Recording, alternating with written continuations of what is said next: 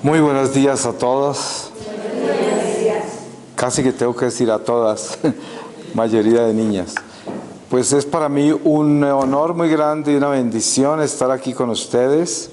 Le agradezco muchísimo a los líderes de este grupo de Maús. Yo soy un gran admirador de todo el apostolado de Maús. Tengo el honor y la dicha de visitar muchos grupos de Maús en muchos lugares. Y sé que el Señor está haciendo cosas muy grandes por medio de ustedes. Y a mí me alegra mucho eso porque pues yo quiero mucho mi iglesia católica y todos estos frutos son para celebrarlos, porque estamos todos unidos y debemos estar unidos en un mundo tan dividido y tan confuso. Pues en esta mañana he sido invitado a acompañarlos con una reflexión sobre esta estación de Adviento y la hemos llamado Esperando el Salvador. Para comenzar voy a pedirle al Espíritu Santo, a quien ya invocamos y le oramos, para que me dé su santa palabra donde quiera llevarnos. Y les voy a leer a ustedes de la Epístola a los Hebreos, en el capítulo 8, desde el versículo 6, dice: Cristo, mediador de una mejor alianza. Ahora bien, Él ha obtenido un ministerio tanto mejor cuanto es mediador de una alianza mejor, como fundada en promesas mejores. Pues si aquella primera hubiera sido irreprochable, no habría lugar para una segunda. Porque les dice en tono de reproche: He aquí que vienen días, dice el Señor, en que yo concluiré con la casa de Israel y con la casa de Judá una nueva alianza, no como la alianza que hice con sus padres, el día en que los tomé de la mano para sacarlos de la tierra de Egipto, como ellos no permanecieron en mi alianza. También yo me desentí de ellos, dice el Señor. Esta es la alianza que haré con la casa de Israel. Después de aquellos días, dice el Señor, pondré mis leyes en su mente, en sus corazones las grabaré, y yo seré su Dios y ellos serán mi pueblo. Y no habrá de instruir ni uno a su prójimo ni otro a su hermano, diciendo: Conoce al Señor. Pues todos me conocerán, desde el menor hasta el mayor de ellos, porque me apiadaré de sus iniquidades y de sus pecados no me acordaré ya. Al decir nueva, declaro antigua la primera, y lo antiguo y viejo está a punto de desaparecer. Palabra de Dios. Te alabamos, Señor. Nosotros todos tenemos una historia personal con Jesús. Somos pueblo de Dios y cada uno vivimos este peregrinar. La vida nos trae muchos cambios con relación a la fe en particular, que es lo que estamos reflexionando aquí hoy, los misterios de nuestra fe. Y esos cambios, pues de una forma u otra, nos traen un crecimiento. Porque así estemos estancados, y especialmente cuando nos alejamos de Dios por tiempos, como yo, que estoy alejado 33 años, sin embargo, durante ese tiempo que uno está alejado, como ya ha sido bautizado, como ya el Señor lo ha escogido, como el Señor lo ha llamado y ha permitido que uno se dé esa caminada por el mundo de la mano del demonio, porque es lo que sucede cuando uno se aleja de Dios. De todas maneras, el alma, en ese dolor y esa sed y esa soledad que hay en ella por el alejamiento de Dios, tiene un crecimiento extraordinario, absurdo, porque eso lo he descubierto yo en mi vida. No se quedó quieto el Espíritu Santo, no se quedó quieto. En el momento en que uno, por gracia de Dios, regresa a la iglesia, no todos tienen la bendición de lograr eso en vida. La mayoría lo descubren en el momento de la muerte, muchos se arrepienten y se salvan porque Dios le da la oportunidad a todas las almas en el momento de la agonía para encontrar ese sí, si quieren aceptarlo. Pero lo que yo descubro es que el alejamiento de Dios, muchas veces Dios lo convierte en un fuego, cuando ya se regresa a la casa como el hijo el hijo pródigo, que regresa. Y entonces hoy celebramos muchas cosas. En la liturgia el apóstol San Andrés y sabemos que detrás de la celebración litúrgica de un apóstol está precisamente el espíritu de los cimientos en los cuales hemos sido edificados, el espíritu de nuestra fe. A medida que pasa el tiempo y nos compenetramos más con la iglesia, nos damos cuenta de lo importante que es sumergirnos en el misterio de la liturgia. Y por eso es importante que hoy nos demos cuenta que estamos integrados dentro de una de las columnas de la santa ciudad de Jerusalén, que es un apóstol del Señor. Y hay gracias especiales en un día como este, porque la iglesia nos da esas gracias. Por eso se llama divina liturgia, porque la liturgia es divina y tiene esa realidad espiritual de acuerdo a los ciclos y de acuerdo a lo que celebra. Y hoy celebra un apóstol. Y nosotros celebramos nuestra fe. Cuando hablamos de Adviento, ya sabemos que estamos hablando de la estación más extraordinaria y más alegre, porque es precisamente la preparación para el nacimiento de Jesús.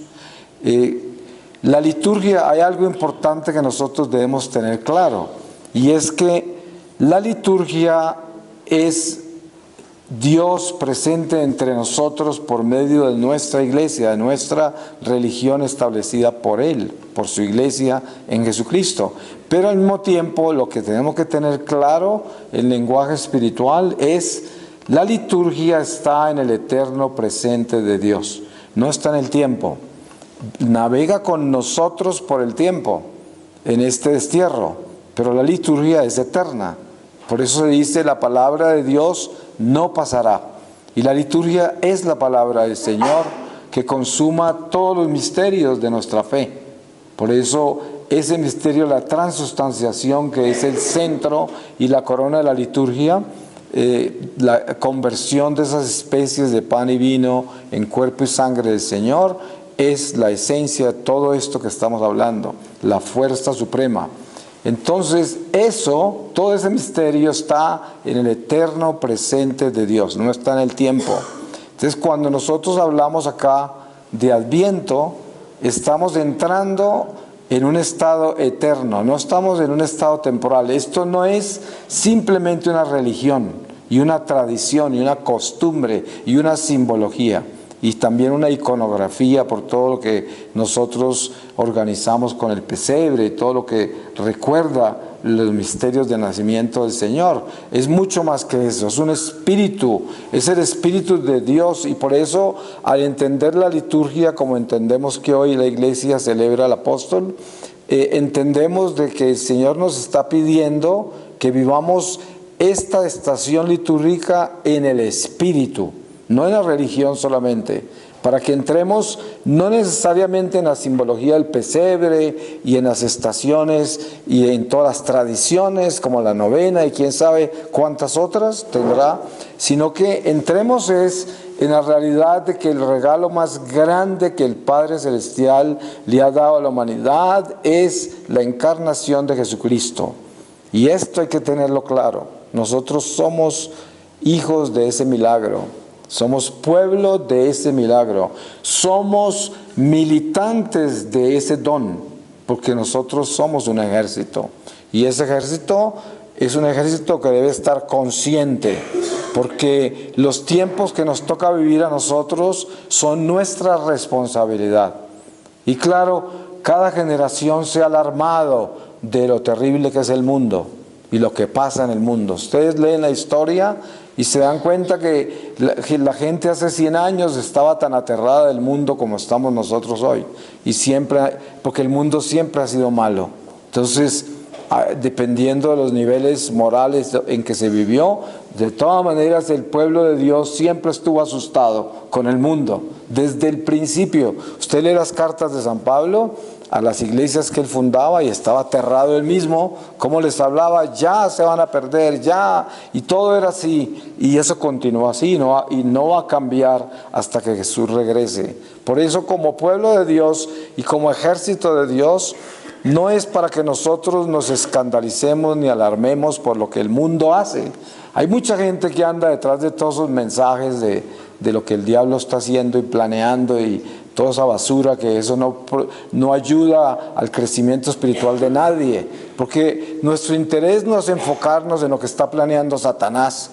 A mí lo último que me interesa es eso. Satanás siempre planea algo malo, entonces ¿por qué me va a interesar a mí? A mí me interesa lo que está planeando el Espíritu Santo, lo que está haciendo Dios, porque eso es lo que nos corresponde a nosotros. Nosotros somos de la luz, nosotros somos militantes de una iglesia triunfante y estamos en el destierro como miembros y células de un templo, piedras vivas de un templo que están aquí para proteger las almas, para despertarlas, para alarmarlas de los peligros en los cuales nos encontramos si no caminamos con Jesús, si no estamos fieles al Señor. Pero al mismo tiempo, la espiritualidad de las estaciones litúrgicas es un llamado a elevarnos al nivel que necesitamos estar en este momento de la batalla. Entre más se acerca el regreso de Jesús, más terrible la batalla. La batalla espiritual se vuelve más pesada porque el diablo se desespera más, porque se le está acabando el tiempo. El diablo no vive en el tiempo, obviamente. Él no tiene nada que ver con el tiempo, pero su batalla es con el tiempo, porque somos nosotros los que vivimos en el tiempo y es a nosotros que nos quiere para destruirnos y ya pronto se le acaba todo eso a él. Y entonces cada vez tendrá más trampas, más engaños, más seducciones y más creatividad para ver cómo nos seduce, en qué forma nos atrapa. Y la señal más grande de esto es el materialismo y todos los ismos que llevan al abismo. Ustedes saben, feminismo, homosexualismo, y los ismos son incontables. Por ahí se va todos los que se van al abismo se van por ahí y el diablo tiene todo eso preparado. Ustedes como comunidad de Maús, que supongo casi todos son o todos, conocen lo que es una fuerza en comunidad, lo que es uno unirse en oración y unirse en crecimiento y unirse en conocer más a Dios, unirse en apoyarse en las armas de la iglesia, unirse en ese amor que Dios nos llama a vivir como comunidad. Y saben que esto es una batalla espiritual, porque el solo mantener una comunidad viva y unida y evitar que haya espíritu de división y confusión, ya es una batalla. Y esto, ¿por qué razón? Porque el demonio siempre está pendiente de dividir, confundir y destruir todo lo que es de Dios. Y entonces nosotros debemos estar muy alertas con todo esto y vigilantes. Nunca con miedo, porque el Espíritu Santo no nos dio un espíritu de miedo, sino un espíritu de fortaleza. Pero sí nos llama a tener un espíritu de vigilancia, y eso es lo importante. Entonces, el espíritu de Adviento es el darnos cuenta que en verdad, en este momento, nuestro corazón debe estar preparándose para recibir el nacimiento del Mesías, como si nunca hubiese nacido. Me refiero en sentido espiritual, que es como prepararse de verdad en el tiempo que estamos viviendo. Porque si nosotros nos concentramos solo en la historia, en la tradición, no, estamos viviendo algo que ya sucedió, algo que ya es una simbología, algo que es una religión, y no estoy viviendo el espíritu de la preparación para el nacimiento del Señor. La invitación a la espiritualidad de la divina infancia del Señor es a recrear en nuestro corazón una peregrinación hacia el pesebre. Esa es, en mi caso particular, la experiencia que yo tengo con el Señor se despierta desde la infancia del Señor. Yo siempre llevo a un niño conmigo en las misiones. Aquí tenemos uno en el altar, tengo muchos, como más de 100 aquí en la casa madre que traigo de muchos lugares, pero en realidad no es sobre la estatua, es sobre la infancia de Jesús. La infancia de Jesús es para nosotros el encuentro con esa pequeñez nuestra, la humildad que se necesita para encontrar al divino Salvador, la humildad, la pequeñez, el dejarnos disminuir para dejar aparecer al Señor, aprender a ser pequeños. Es lo más difícil que hay. Entre más se compenetre en Dios, más nos damos cuenta de lo difícil que es volvernos pequeños, porque estamos demasiado engrandecidos por el pecado original. Somos personas muy grandes. Nuestra persona es demasiado inmensa, muy grande, y el mundo tiende a engrandecérnosla a través de todas las cosas que hacemos o logramos en el mundo o queremos alcanzar. Eso nos engrandece. Y entonces no quiere decir que nosotros no podamos tener pues todos estos proyectos, sueños, ideas en el mundo. El Señor nos dio este mundo precisamente para hacer lo que nosotros podamos hacer, siempre y cuando sea para glorificarlo a Él. Pero lo que sucede es que si nosotros no le ponemos cuidado a lo que estamos haciendo en este mundo, de pronto no nos damos cuenta que estamos demasiado grandecitos, muy engrandecidos con lo que somos, con lo que hacemos, con lo que esperamos ser, con lo que esperamos alcanzar y lo que hemos alcanzado. Y eso nos separa de la realidad espiritual del Salvador, porque eso nos engrandece tanto que no penetra el Espíritu Santo en nosotros. Podemos venir a cantarle, podemos venir a orar, podemos hacer muchas cosas religiosas, confesarnos, ir a misa, darle a los pobres, quién sabe cuántas cosas, pero eso es pura religión. Pero yo estoy hablando de espíritu, el espíritu que cambia el corazón, que nos hace pequeños, que nos baja de esa grandeza en que estamos. Ustedes saben que una de las tareas más difíciles que hay para nosotros es aprender a dar y nunca esperar absolutamente nada, no solo de lo que damos, sino no esperar nada de nadie, porque nuestra vida es incondicional. Claro, si pensamos en eso, nos damos cuenta lo difícil que es, porque es que esa es una regla de la perfección demasiado importante, el darse uno, darse. Y cuando uno aprende a darse, ya no tiene ninguna expectativa de nada. Si yo vengo acá a acompañarlos a ustedes en esta mañana y estoy esperando algo de ustedes, entonces no les estoy dando nada, porque estoy esperando de ustedes. Y entonces, ¿qué vine a hacer acá? Vine a esperar algo. Y en cambio, si yo vengo a darme, les estoy dando a ustedes lo que el Espíritu Santo quiere dar, porque lo estoy dando incondicionalmente, sin ningún interés. Y esto cambia todo. Porque si usted viene a este templo, a misa, en el día de hoy, como vinieron ustedes, y vinieron porque vienen a darle el amor a Dios, por eso vinieron, entonces vinieron a lo que es. Porque es a eso que venimos cuando venimos a celebrar un misterio como la Eucaristía. Venimos a darnos a Dios. En cambio, el que viene a la iglesia solo para pedir, solo por interés, solo porque necesita, ese no vino a dar, ese vino a recibir. Y claro, no es un pecado pedirle a Dios ayuda, no es un pecado traer nuestras intenciones para colocarlas en el altar durante el misterio de la misa, pero lo que sí no es que la razón por la cual vino, la razón principal sea venir a pedir solamente.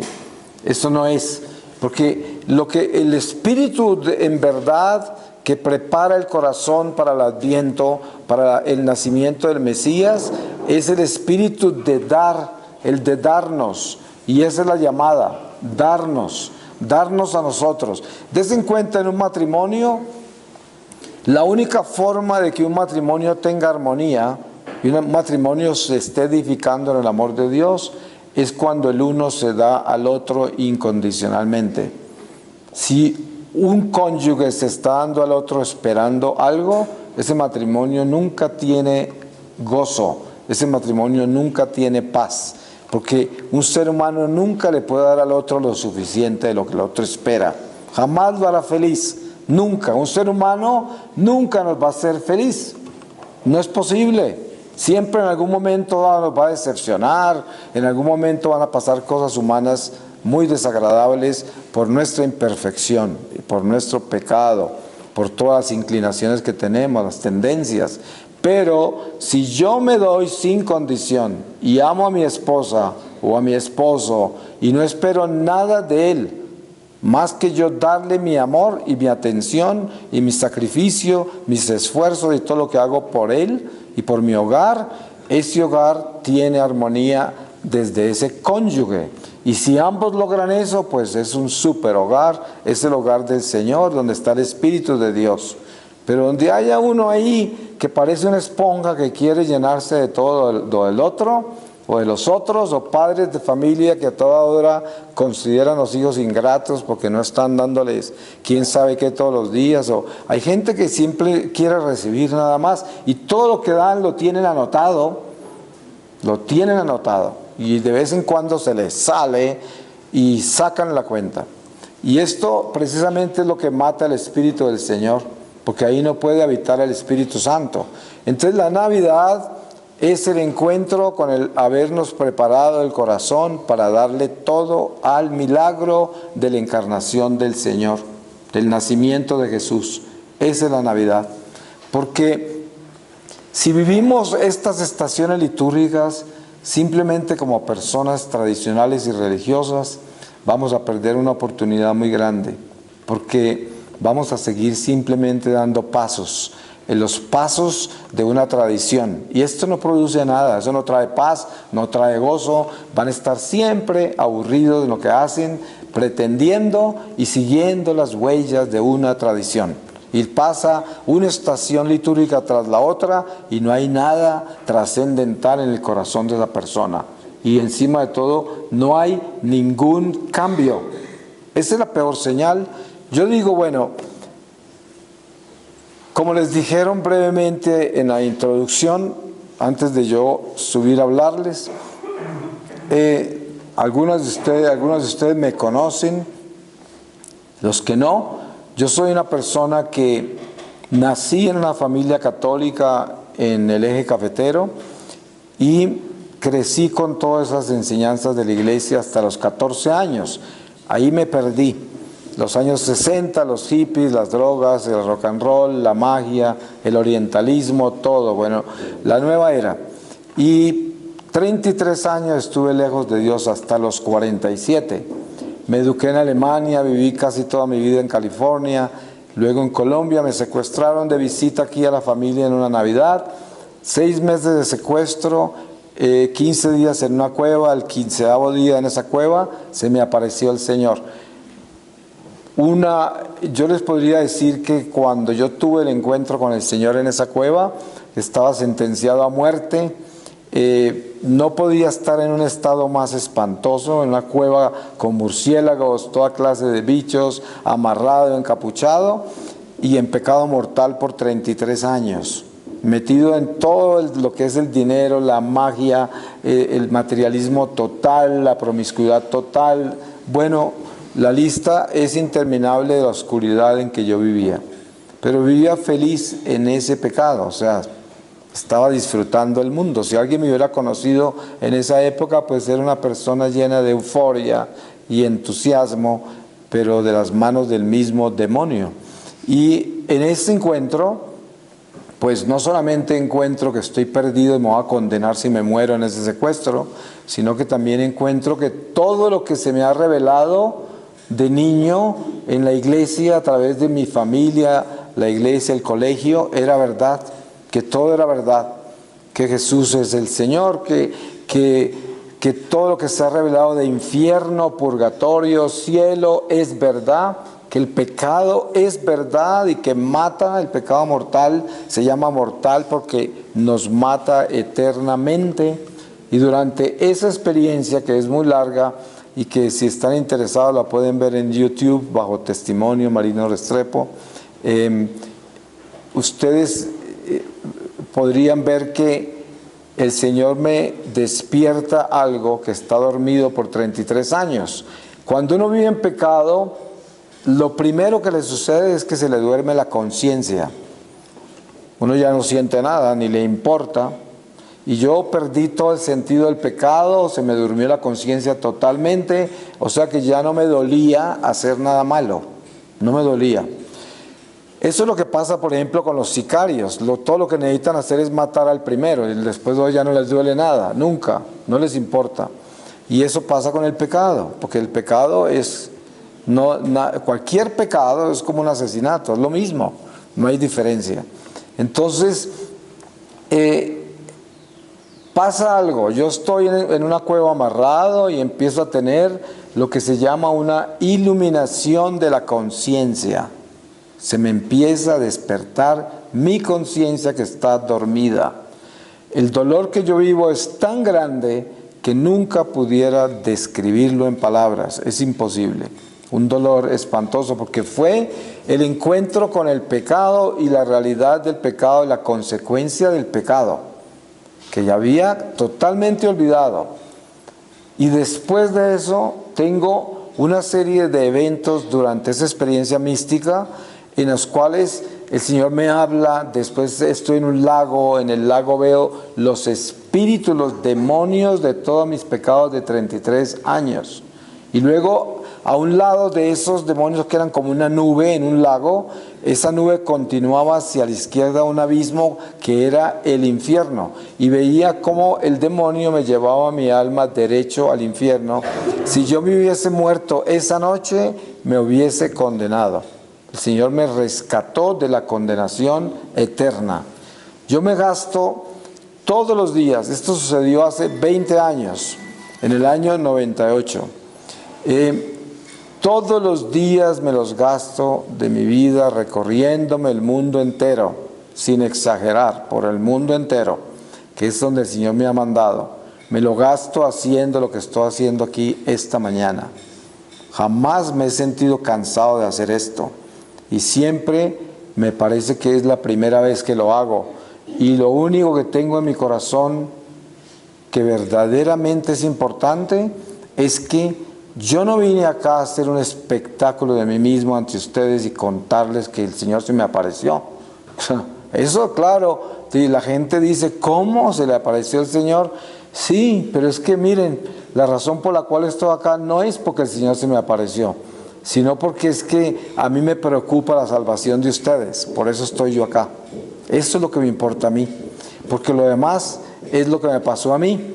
Y eso es válido, pero lo que vale más son ustedes, sus almas. Porque yo he descubierto, a medida que camino en este apostolado, que la mayoría de la gente nuestra católica, el ejército de Dios, está dormido.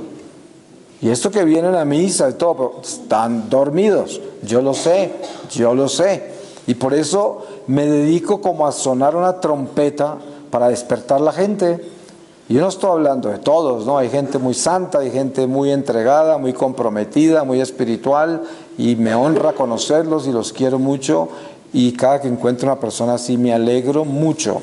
Pero obviamente yo a casi ninguno de ustedes lo conozco personalmente y no puedo hablar por ustedes, pero en general lo que yo digo es demasiado importante descubrir lo transitoria que es esta vida.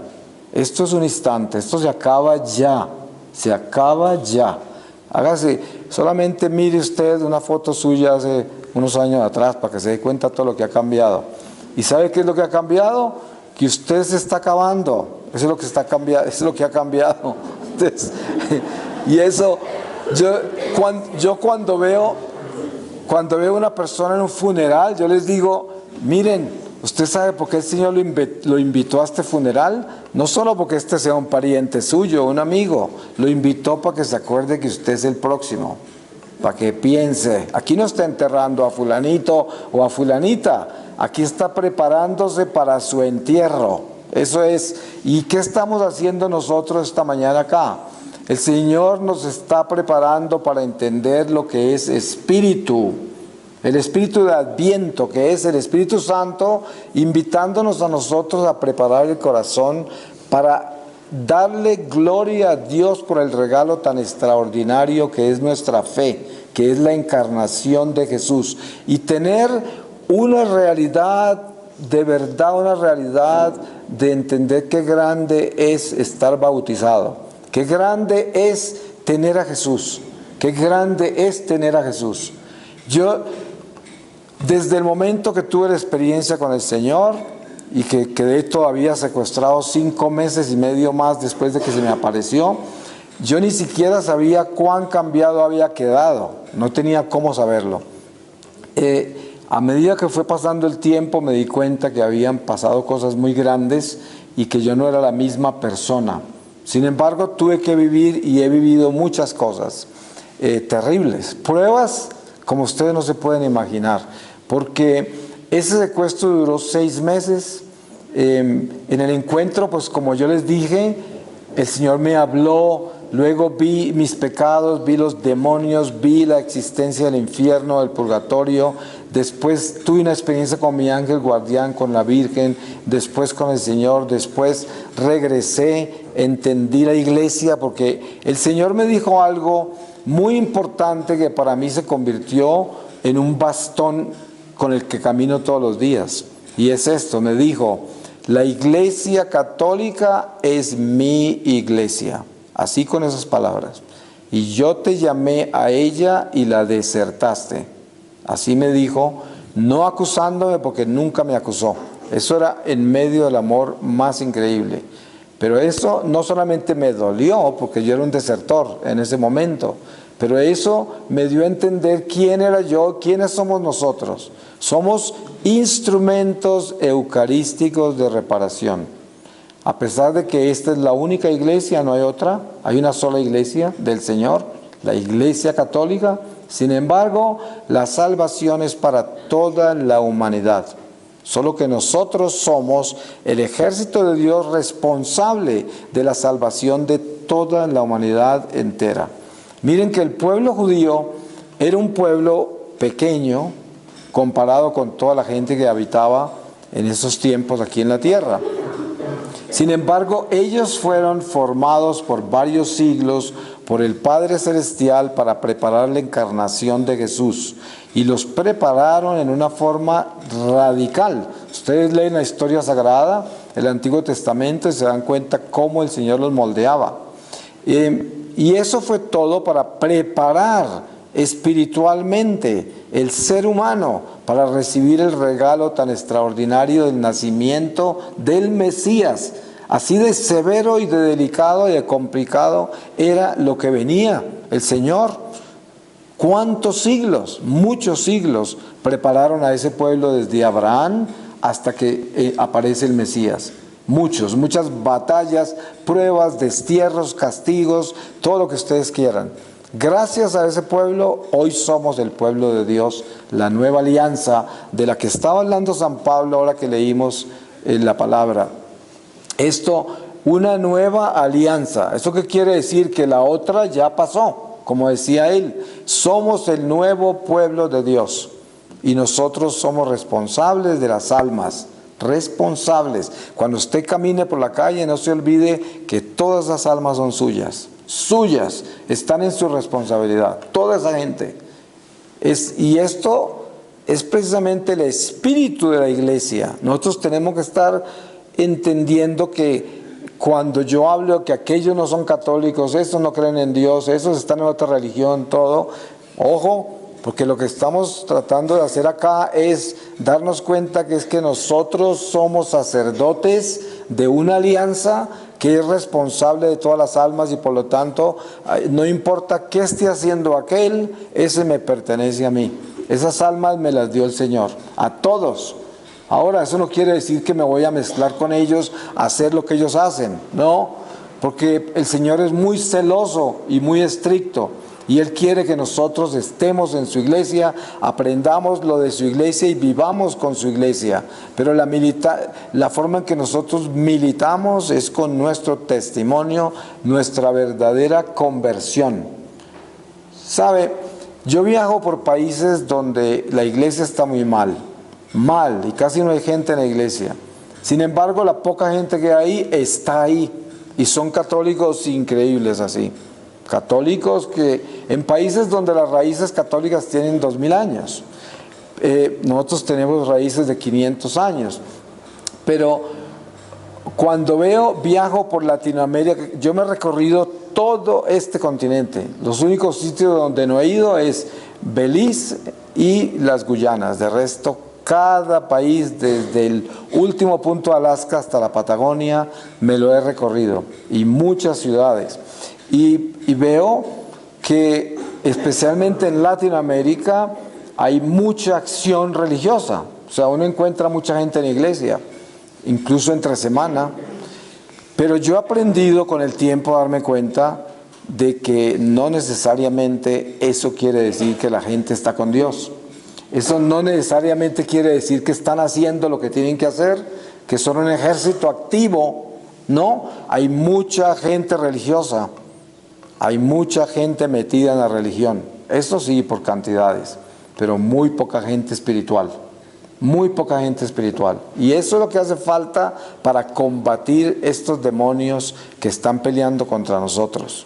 Miren ustedes el comunismo en este país, el demonio más peligroso y más espantoso que se acaba de tomar a México, que es un país que yo quiero mucho y que me he recorrido mucho y que amo la Iglesia Católica de México, empezando por el reinado de la Virgen María de Guadalupe, que es algo extraordinario. Sin embargo, el demonio les ganó la carrera sembrando a semejante monstruo que tienen ahora, ¿no? Entonces digo yo, y aquí por poco nos los dan también, y ahí están haciendo escándalo todos los demonios. Por eso, el católico que no esté despierto con los enemigos que tiene la iglesia y con los que nos quieren pervertir a nuestros niños, los que quieren acabar con la moral, los valores y los principios de nuestra familia y nuestra vida, es un católico que ya no está activo en la fe, es un religioso. Miren que yo nunca en mi vida había votado en unas elecciones, porque yo toda la vida he sido extranjero. Desde niño me fui muy joven de Colombia y viví siempre afuera. Entonces yo nunca participé. En los sitios donde estaba no podía votar y aquí no venía, y entonces yo me quedé sin eso. Yo nunca participé en nada. Pero esta vez, antes de las elecciones últimas que hubo, estaba aquí en Bogotá. Yo no vengo con mucha frecuencia porque siempre estoy viajando, pero aquí tengo la casa madre de la misión, que es su casa, y estaba ahí en el Santísimo, en la casa, en el oratorio, y el Señor me puso en mi corazón que tenía que involucrarme, votar y hablar, denunciar, exhortar. Y a mí me preocupó un poco eso, porque yo nunca he estado en eso. Pero cuando me puse a observar lo que estaba pasando acá, me di cuenta que el demonio quería tomarse esto, pero de verdad, para acabar con la iglesia, acabar con la familia, acabar con todo, por en medio de estas ideologías de izquierda, por el comunismo. Y qué sorpresa me llevo yo cuando la primera exhortación que doy, yo siempre todo lo publico por internet y queda abierto. Y empiezo a recibir ataques de gente que había ido a mi comunidad y que habían sido parte de grupos de jóvenes y parte de la comunidad de muchas cosas, católicos supuestamente atacándome porque yo atacaba las ideologías de izquierda y atacaba esos monstruos que estaban tratando de tomarse en el poder. ¡Qué sorpresa me llevé yo! Dije, ¿qué hacen estos comunistas en la iglesia? Que se las daban de católicos. ¿Cómo puede ser uno católico si es pro aborto, pro homosexualismo, pro eutanasia, pro feminismo, pro anticonceptivos? Porque si uno vota por una persona que es eso, pues uno es eso. Uno así esté justificado que esos son los que van a salvar el pueblo y que los otros son corruptos. No hay excusa Uno si pone el voto por una persona que está respaldando al demonio en las cosas del diablo, uno es un demonio también. Eso no se le puede quitar. Mire, y esto lo han dicho no sé cuántos papas, esto está escrito miles de veces en nuestra religión. ¿Y por qué? Porque la gente es hipócrita. Porque entonces lo que sucede con el católico hoy es que viven una doble vida. Son unos en la iglesia y están con Dios, y otros en el mundo, porque en el mundo hay que hacer otra cosa. Aquí tenemos que defender esto y aquello. Entonces ya negocian la fe, ¿cierto? Y no revolvamos la religión con la política. Eso no se puede hacer. Pura excusa, eso es mentiras. Eso es absolutas mentiras. Uno tiene que estar del lado donde se defienden los valores, las tradiciones sagradas, la iglesia, donde se defiende la familia, los niños, los ancianos, donde se defiende a Dios. Uno tiene que estar de ese lado. Nunca encontraremos un político que sea pues el político bueno, santo, de eso no hay. Mire lo que dice Jesús: dale al César lo que es de César y a Dios lo que es de Dios. Entonces nadie puede decir, es que es esto, es que es de aquel. No, pero sí podemos distinguir quién está apoyando a Satanás directamente. Es que incluso todas estas ideologías de izquierda, el comunismo, hablan directamente del diablo, o sea, de frente. Y hablan contra la iglesia de frente. Entonces yo digo, si alguien va a votar por una persona que está hablando mal de mi iglesia y que está hablando mal de los valores que yo tengo, estoy votando por el mismo diablo y haciéndome loco, ¿no? Porque lo estoy justificando con una ideología, una filosofía absurda. Y por eso pasa con nuestra iglesia católica y las estaciones litúrgicas. Miren esto, después de que yo salí del secuestro por milagro de Dios, yo duré 6 meses, como les dije, secuestrado. Salí, tuve la confesión más larga de mi vida. Regresé a California, donde yo vivía, y estuve 2 años en silencio, sin saber que tenía una misión.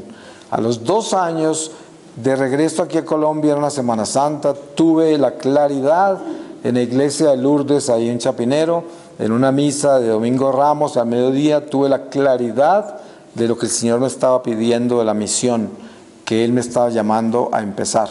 Y ahí es cuando comienzo yo, sin ningún plan de nada, a compartir testimonios y a compartir mi experiencia. Yo no sabía ni lo que estaba haciendo, ni tenía idea la dimensión de esto, para nada.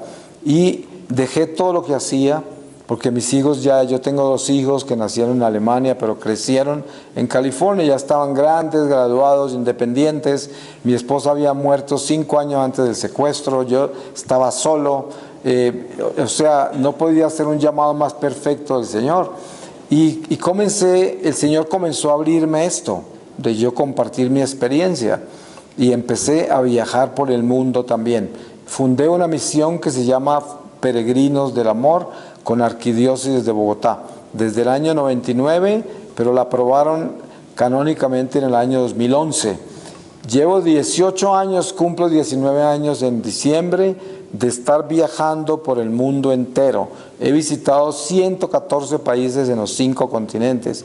Y si usted mira en Facebook se da cuenta cómo me muevo yo constantemente. Y no porque yo me promueva, ni porque haga absolutamente ningún esfuerzo por estar a toda hora haciendo esto, nada. Yo estoy en obediencia al Señor haciendo esto, pero por esta razón, porque les estoy hablando de lo que es el tener la conciencia de lo que andamos nosotros y lo que nos toca responder cuando el Señor nos llame a nosotros como católicos. Tenemos una responsabilidad, y la responsabilidad que tenemos nosotros son las almas. Esa es la responsabilidad nuestra. Entonces, ¿cuál es nuestra misión como católicos, como miembros de esta iglesia? Nuestro testimonio. No podemos ser unos hipócritas que viven una doble vida. Usted puede estar metido en los grupos más espirituales y más militantes de la iglesia, pero si su corazón no está cambiando, usted no vale nada, porque usted no sirve para nada. Usted lo que puede hacer es un escándalo para la iglesia y acabando de quitarle la fe a los demás. Hay mucha gente que vive aterrada porque los hijos no van a la iglesia o la familia no pone cuidado. Y yo siempre digo, mire, mi recomendación es revise su corazón, revise su testimonio, porque a veces uno mismo es el que se encarga de alejar a la gente porque uno actúa mal. Uno profesa una religión, es muy religioso, pero actúa como un pagano. O sea, es una persona, hay personas que no se dan cuenta que tienen un temperamento terrible, que no tienen tolerancia, paciencia, ni compasión, ni caridad, pero viven en la iglesia, viven de rodillas por ahí. Entonces, ¿eso qué es? La demás gente se escandaliza y le coge odio a la iglesia, le coge odio a la religión. Por eso hay que definir en nuestro corazón nuestro papel, el papel que tenemos nosotros. Y el papel que tenemos nosotros es una misión y muy importante. Lo único, yo les aseguro una cosa, lo único que se van a llevar ustedes en el momento que partan es lo que hicieron por su alma y por las almas, nada más. Nada más se van a llevar. Entonces por eso hoy piense usted bien quién es, en qué está su corazón. Todo lo que usted hace es para usted. Porque miren que si usted revisa sus oraciones, revise a ver qué porcentaje de las oraciones que usted hace son para beneficio temporal solamente, para el beneficio de esta vida temporal. Y qué porcentaje de sus oraciones son para beneficio eterno, para la santificación suya, para su salvación, para la conversión de todos los pecadores e intercesión por todas las necesidades tan grandes que hay, como por ejemplo defender a la iglesia del diablo. Por ejemplo, ¿no? Que ustedes saben lo que la iglesia está haciendo, lo que el diablo está haciendo con nuestra iglesia. Y esa economía, esa contabilidad la deben tener clara. ¿Quién es usted? No se engañe. No se vuelva un hipócrita que está metido por acá en toda clase de movimientos religiosos y su corazón no va bien, usted está mal, usted está haciendo cosas que no debe, usted se comporta mal, usted tiene un corazón pesado, lleno de murmuraciones, de resentimientos, de un espíritu de división, es todo selectivo, es todo discriminador y vive en un ambiente así. Si se muere así, yo le aseguro que lo que se va a encontrar va a ser terrible, terrible, porque eso es lo que yo me encontré, porque así era yo. Así era yo, una persona llena de maldad, de pecados de todos los tamaños, y los demonios que a mí me tocó ver, no se los deseo a nadie. Si ustedes pudieran ver tan solo una gota de un demonio, nunca pecarían, jamás. Es lo más inmundo que hay, y pensar que todo pecado mortal es una persona, un espíritu, y está con nosotros, camina con nosotros, nos influencia y nos contamina todo nuestro ser, nuestros instintos, sentidos, razón. Por eso cuando una persona vive en pecado mortal y se la pasa en la iglesia, yo siempre les digo, qué bueno que está en la iglesia, pero despiértese, no se quede así. Es como un herido que entra a un hospital y no se deja curar y sigue sangrando, y en el hospital se va a morir, ¿no? Se va a morir si no se deja. Y eso le pasa a una persona en pecado mortal que está en la iglesia, que anda viviendo en pecado mortal y sigue ahí y piensa que por estar en la iglesia está bien. Lo que se va a condenar, y es tan sencillo como eso. Hoy la iglesia muy laxa en muchas partes, muchos sacerdotes mal, mucha catequesis mal, y le hablan a los pobrecitos que andan por ahí mal en pecado mortal. Qué pesar, que andan viviendo en unión libre y andan por ahí robando y hacen esto, porque tienen que hacer eso, porque es la única forma en que pueden vivir su vida. Qué pesar, el Señor también los ama. Así se predica, con ese tipo de religión se maneja la gente en muchos lugares, pero eso no es verdad. Eso no es verdad. La verdad es el que vive en pecado mortal se puede condenar. Yo lo he visto con mis propios ojos. Yo me iba a condenar, iba derecho para el infierno. Y es una realidad. Eso de la misericordia de Dios hay que tenerle mucho cuidado, porque cuando se hable de misericordia no se olviden de la justicia. O sea, la misericordia de Dios es muy grande. Miren, aquí estoy yo por eso, por la misericordia de Él. pero al mismo tiempo es inmensa su justicia, y su justicia es perfecta. Nadie puede engañar a Dios. Entonces uno no puede dejarse llevar por estas doctrinas nuevas y falsas, como las llama San Pablo, que son doctrinas que no tienen sentido, cambiando el catecismo, cambiando la realidad de nuestra fe. No, el que está en pecado mortal se puede condenar, tan sencillo como eso. Si usted se muere hoy en pecado mortal, no se vaya con campanitas de la misericordia, prepárese porque se puede condenar. Así de sencillo es, porque ya sabía, se le había advertido, sabía todo, conocía la ley, pero prefirió una criatura humana a Dios, la cambió, o prefirió sus negocios, prefirió el mundo a Dios. ¿Usted se imagina lo grave que es eso? Cuando uno escoge una criatura humana por encima de Dios, cuando uno escoge el dinero por encima de Dios, cuando uno escoge el poder político, social o económico por encima de Dios. Eso es terrible, porque ahí se cayó el primer mandamiento, y si usted tumba el primer mandamiento se cayeron todos los demás, porque ese es el cimiento de todo el decálogo de la ley. Pues la historia mía se resume en esta mañana, en lo que yo estoy haciendo acá. Esa es mi historia. Mi historia es que el Señor me sacó de ser un artista que vivía para el mundo a ser un hombre que actúa para Dios. Eso es lo que yo hago. Hoy estoy haciendo lo que siempre he hecho, que es estar al frente de la gente. Eso lo hacía yo por profesión antes, pero por dinero y por fama. Y hoy lo hago por el Señor, y lo hago por las almas. No soy un santo, porque ya quisiera yo siquiera tener santidad, porque este es un trabajo muy duro. Uno tiene que levantarse todos los días a convertirse, todos los días, porque todos los días es una batalla. Uno se encuentra con semejantes monstruosidades en las que uno está metido de corazón, de mente, de sentimientos distintos. Todo tiende a hacer lo que no debe, todo. Y uno tiene que estar constantemente cambiando todo eso. Es una conversión diaria, todos los días es una batalla. Por eso ninguno de nosotros se las puede dar de que está pues ya ganadito y que está seguro de nada. No estamos. Y la conversión es hasta el final, cuando nos encontremos con el Señor, que esperemos que llevemos esa corona de la salvación ya por toda la guerra y la fuerza que hemos puesto. Y dense en cuenta, nosotros solos no podremos cambiar, solos no, tiene que ser con Jesús.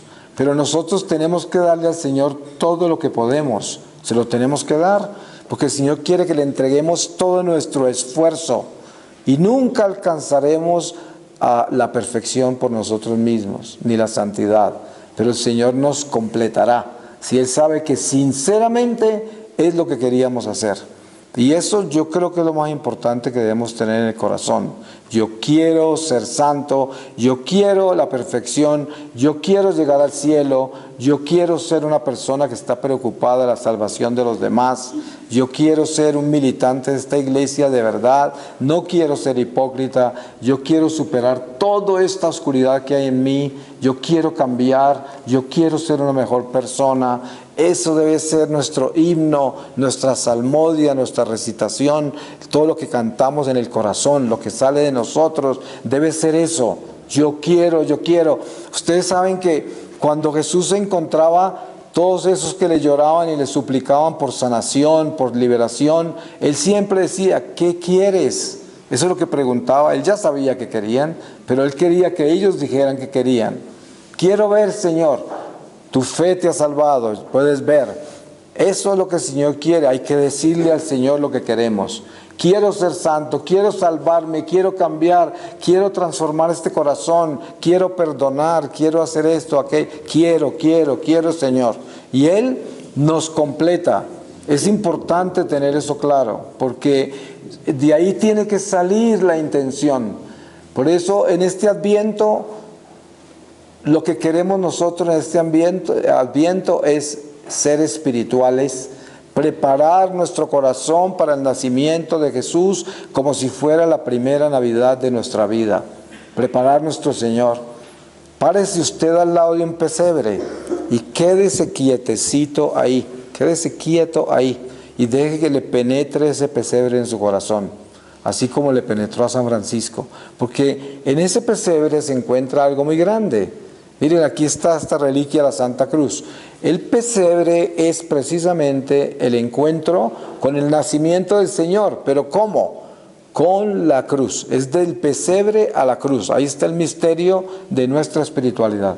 El pesebre a la cruz, es del nacimiento a la cruz, porque ustedes saben que el Señor, desde que Él entra en el vientre de María, queda crucificado, porque entró en la carne, y la carne para la divinidad es una crucifixión, porque Él no tiene pecado, y entró en una carne donde va a encontrarse con el pecado, aunque la carne que toma de María no tiene pecado tampoco, pero va a vivir con una carne de pecado que es la que quiere salvar. Y por eso debemos entender que el pesebre para nosotros en esta estación de Navidad puede ser un apoyo muy grande para espiritualizar su religión. Por eso aprovechen la oportunidad de esta Navidad y dedíquele tiempo al pesebre. Y es muy importante tener un pesebre aunque sea en su mes de noche, porque se puede tener hasta miniaturas de pesebres hoy con toda la creatividad que hay que aprovecharla, pero tener ese nacimiento ahí, tenerlo ahí y aprender a enfocarse en él, aprender a traer ese espíritu a ese pesebre y entender qué es lo que estamos haciendo en esta estación. Voy a pedirle al Espíritu Santo también que nos dé la palabra para terminar esta reflexión. Y les voy a leer a ustedes de la epístola, segunda epístola a Timoteo, en el capítulo 4 desde el versículo 1, y dice: solemne exhortación.